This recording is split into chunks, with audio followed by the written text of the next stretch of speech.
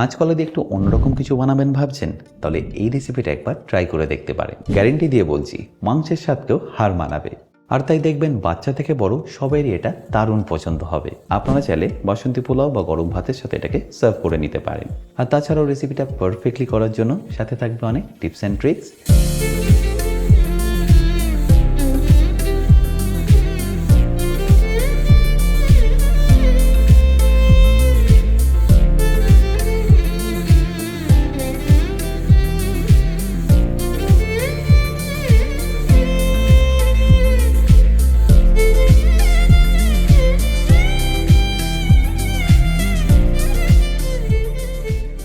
By the way, আমি chef Atanu, আপনারা দেখছেন অতনুর রান্নাঘর। আর আজকে আমাদের রেসিপি কাঁচকলার কোপ্তা। তাহলে কাঁচকলার কোপ্তা বানানোর জন্য আমি এখানে নিয়ে নিয়েছি 5টা কাঁচকলা। এটাকে আমি একটু ট্রিম করে নেব। আর ট্রিম করা বলতে এই পেছনের ডান্ডিটা আপনাদের একটু কেটে নিতে হবে, আর তারপর মাঝখান থেকে এইভাবে 1/2 করে নিতে হবে। দেখতে পেলেন, একদম সিম্পল।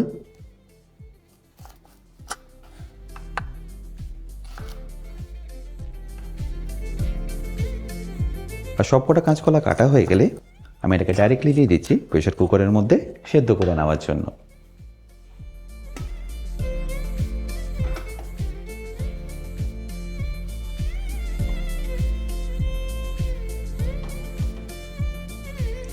সেদ্ধ করার জন্য আমি এখানে দিয়ে দিয়েছি পরিমাণ মতো জল, আর তারই সাথে স্বাদ মতো নুন। আর নুনের সাথে আমি এখানে দিয়ে দিচ্ছি খুব সামান্য হলুদ গুঁড়ো। ব্যাস, তারপর ঢাকনাটাকে বন্ধ করে এটাকে একটা সিটি দিয়ে নিন। ফ্লেমটা মিডিয়ামে রেখে একটা সিটি দিতে আপনাদের সময় লেগে যাবে 7 থেকে 8 মিনিট মতো।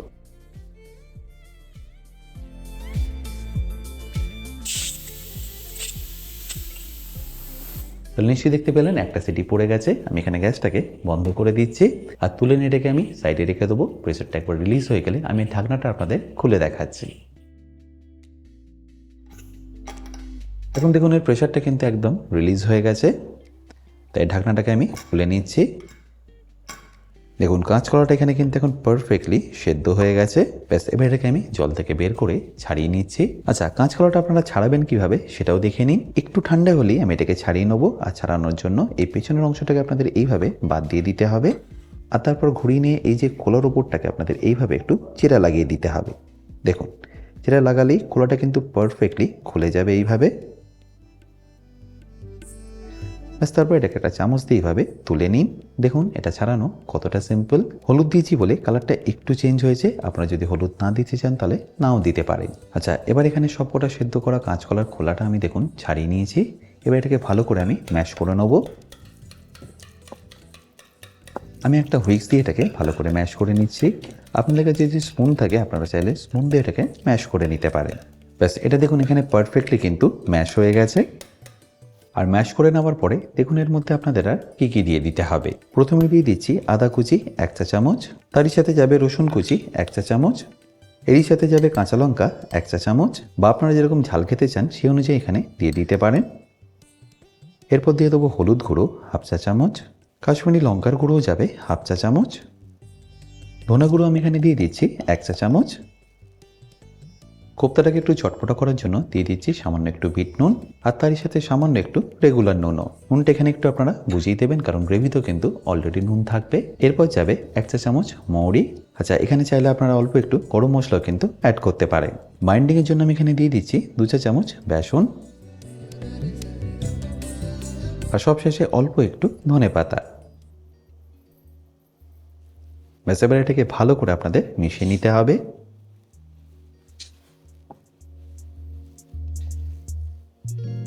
আচ্ছা, এখানে আপনারা চাইলে কিন্তু আলু বা ডালেরও ব্যবহার করতে পারেন। মানে আলুটাকে আর ডালটাকে সেদ্ধ করে আপনারা এখানে ব্যবহার করতে পারেন বেসনের পরিবর্তে। আর যদি আপনারা বেসন ছাড়া ছাতু এখানে ব্যবহার করতে চান তাহলে তাও করতে পারেন। দেখুন এখানে ভালো করে কিন্তু মেশানো হয়ে গেছে। এবার আমি আপনাদের কোপ্তাটাকে বানিয়ে দেখাচ্ছি। আচ্ছা, এবার কোপ্তাগুলো বানানোর আগে হাতে একটু অল্প আপনারা তেল এইভাবে স্প্রে করে নিন, যাতে কোপ্তার মিক্সচারটা আপনাদের হাতে লেগে না যায়। বেশ, এবার একে একে আপনারা কোপ্তাগুলোকে বানিয়ে নিন। আরে বানানোটা খুবই সিম্পল। জাস্ট এইভাবে আপনাদের এটাকে গোল করে নিতে হবে। আপনার চাইলে কোপ্তা এখানে একটু চ্যাপ্টা করেও বানাতে পারেন, আমি এখানে গোল করেই বানিয়ে নিলাম। ব্যাস এবার একইভাবে আমি বাকিগুলোকেও বানিয়ে রেডি করে নিচ্ছি।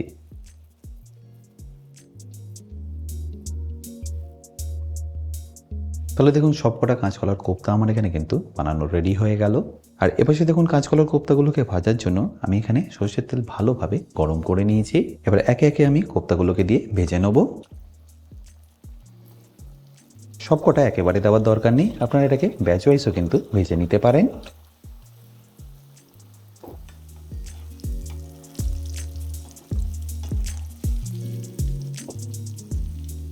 যেহেতু এর মধ্যে বেসন দেওয়া আছে, এটা দেখবেন কোনোভাবেই কিন্তু খুলবে না। আর এটাকে কিন্তু আপনাদের মিডিয়াম টু হাই ফ্লেমে লাল লাল করে ভেজে নিতে হবে।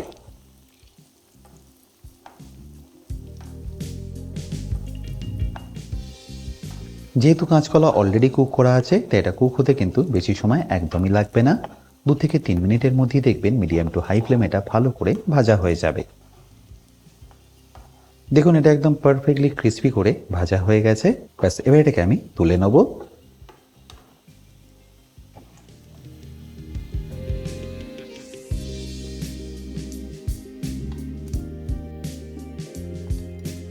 এবার একইভাবে আমি বাকিগুলোও কিন্তু ফ্রাই করে নিচ্ছি।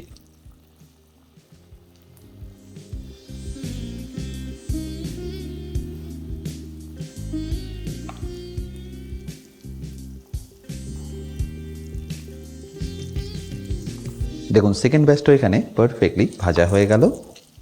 এটাকেও আমি তুলে নিচ্ছি। আপনারা যদি ভালো করে ফ্রাই করেন তাহলে দেখবেন এটা কিন্তু একদমই তেলটাকে অ্যাবজর্ব করবে না। দেখুন। আচ্ছা এবার ওই একই তেলে আমি দিয়ে দিচ্ছি এখানে অল্প একটু আলু।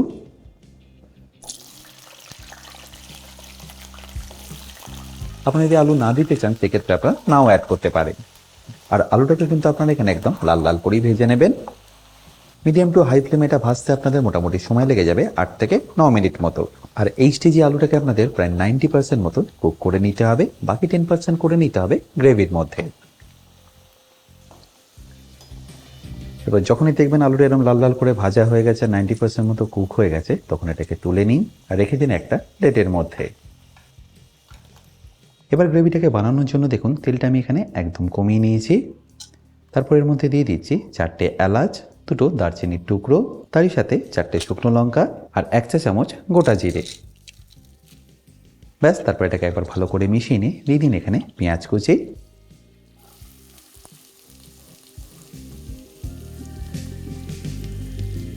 আমি এখানে 4টে পেঁয়াজকে কুচি করে ব্যবহার করলাম। এটাকে কিন্তু আপনাদের একদম লাল লাল করে ভেজে নিতে হবে। মিডিয়াম টু হাই ফ্লেমে এটা ভাজতে আপনাদের মোটামুটি সময় লেগে যাবে 8 থেকে 9 মিনিট মতো। দেখতেই পাচ্ছেন পেঁয়াজটা এখানে কিন্তু বেশ লাল লাল হয়ে এখন ভাজা হয়ে আসছে।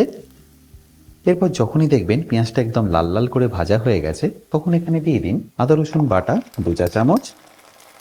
তারপর এটাকে ভালো করে একবার মিশিয়ে নিন। 1 থেকে 1.5 মিনিট কুক করার পরেই দেখবেন আদা রসুনের যে কাঁচা গন্ধটা সেটা একদম চলে যাবে। ব্যাস এই স্টেজে আপনাদের এখানে দিয়ে দিতে হবে 1 চা চামচ হলুদ গুঁড়ো, 1 চা চামচ কাশ্মীরি লঙ্কার গুঁড়ো, তারই সাথে দিয়ে দিন 1.5 চা চামচ ধনে গুঁড়ো, অল্প একটু গোলমরিচ গুঁড়ো এখানে অ্যাড করতে পারেন, আর তারই সাথে দিয়ে দিচ্ছি স্বাদ মতো নুন। ব্যাস তারপর এটাকে ভালো করে একবার মিশিয়ে নিই। আর মশলাটা একবার ভালো করে কষানো হয়ে গেলে যখনই দেখবেন এইভাবে তেলটা ছাড়া শুরু করেছে, তখন এখানে অ্যাড করে দিন টমেটো বাটা। আমি এখানে 3টে টমেটোকে বেটে ব্যবহার করলাম। ব্যাস এবার এটাকে ভালো করে মিশিয়ে নেবো যতক্ষণ না টমেটোর কাঁচা গন্ধটা একদম চলে যাচ্ছে। মোটামুটি 4 থেকে 5 মিনিট সময় লেগে যাবে মিডিয়াম টু লো ফ্লেমে এটাকে কুক করে নিতে। চাইলে কিন্তু এটাকে আপনারা ঢাকা দিয়েও কুক করে নিতে পারেন। আচ্ছা, এখানে বলে রাখি, আপনারা যারা এখনও আমার অতনু রান্নাঘরের অ্যাডভান্স কুকিং কোর্সটা নেননি, তারা নিয়ে নিতে পারেন আমার নিজস্ব ওয়েবসাইট www.otonurannakar.com থেকে। এই কোর্সটা মেনলি রেস্টুরেন্ট স্টাইল খাবারের ওপর। রেস্টুরেন্টে কি গ্রেভি বা কি সস বানিয়ে রাখে, যার জন্য আপনাদের 10 থেকে 15 মিনিটের মধ্যেই এই খাবারটা পরিবেশন করতে পারে, সেই সব কিছু আমি শিখেছি অ্যাডভান্স কুকিং কোর্সে। এই কোর্সের লিঙ্ক আমি যদিও ডিসক্রিপশন বক্সে দিয়ে রেখেছি, তাও বলে রাখি, কিন্তু যদি আপনাদের কোনো রকম অসুবিধা হয় আমার সাথে এই হেল্পলাইনে যোগাযোগ করতে পারেন। মশলাটা দেখুন এখানে পারফেক্টলি কিন্তু কুক হয়ে গেছে। আর টমেটোর যে কাঁচা গন্ধটা আছে সেটাও কিন্তু একদম চলে গেছে। ব্যাস এই স্টেজে আপনাদের এখানে দিয়ে দিতে হবে 2 চা চামচ ফেটিয়ে রাখা টক দই। আর টক দইটা দেওয়ার সময় ফ্লেমটা কিন্তু আপনারা একদম লো করে দেবেন। আর দইটা দিয়ে একবার ভালো করে মিশিয়ে নিয়ে 1 থেকে 1.5 মিনিট কুক করে নিয়ে আমি এখানে দিয়ে দেবো ভেজে রাখা আলুটা।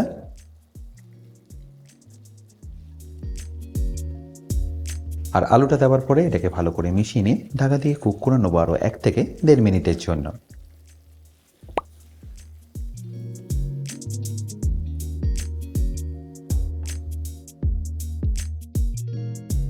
এক থেকে 1.5 মিনিট পরে আমি এই ঢাকনাটাকে সরিয়ে নিচ্ছি। ব্যাস এই স্টেজে আমি এখানে দিয়ে দিচ্ছি পরিমাণ মতো জল।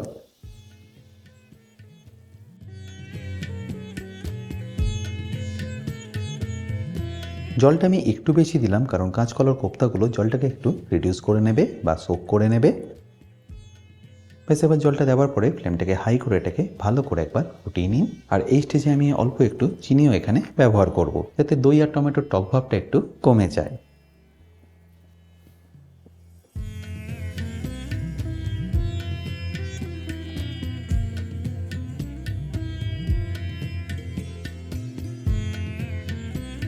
আর ভালো করে একবার ফুটে গেলে এর মধ্যে আপনারা দিয়ে দিন কাঁচকলার কোপ্তাগুলো।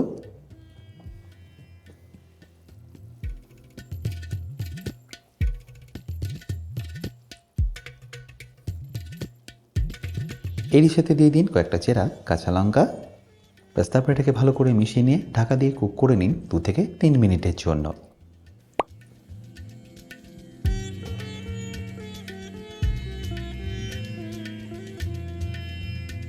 আর ঢাকা দিয়ে কুক করার পরে দেখুন এটা এখন পারফেক্টলি রেডি। ব্যাস এবার ফাইনালি এটাকে ফিনিশ করুন অল্প একটু ঘি, তারই সাথে সামান্য একটু গরম মশলা, আর তারই সাথে অল্প একটু ধনেপাতা দিয়ে। তাহলে নিশ্চয়ই দেখতে পেলেন রেসিপিটা বানানো কতটা সিম্পল।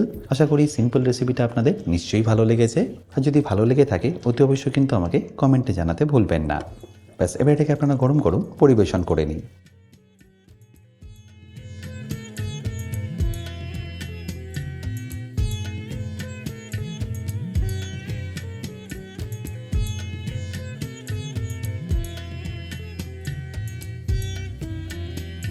বাই দ্য ওয়ে, আমি শেফ অতনু, আপনারা দেখছিলেন অতনুর রান্নাঘর। দেখা হচ্ছে আপনাদের সাথে একটা নতুন রেসিপি নিয়ে নেক্সট এপিসোডে। ভালো থাকবেন, সুস্থ থাকবেন।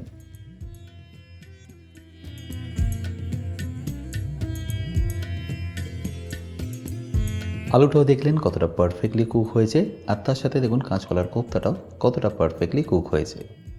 দেখুন, আমি আপনাদের গ্যারেন্টি দিয়ে বলছি, আপনারা যদি এটা একবার খান বারবার বানিয়ে খাবেন।